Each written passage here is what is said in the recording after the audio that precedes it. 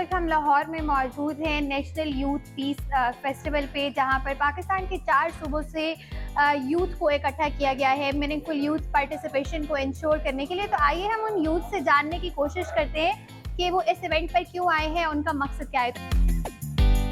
National piece festival एक ऐसा platform provide करता है जिसमें हर साल हम 400 से 500 नौजवानों को इकट्ठा करते हैं।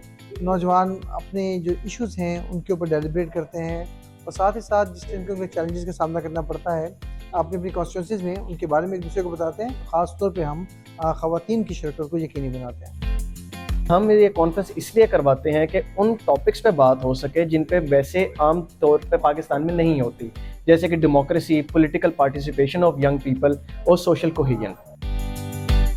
जो चीज़ मैं लर्न करके जा रही हूँ वो ये है कि पाकिस्तान के इतने डाइवर्स कल्चर से, डिफरेंट बैकग्राउंड से लोग आए हुए हैं जिनके साथ आप पर्सनली कनेक्ट कर सकते हैं, जिनके साथ आप पर्सनली अपनी बातें शेयर कर सकते हैं, उनके एरियाज़ के क्या इश्यूज़ हैं वो डिस्कस कर सकते हैं।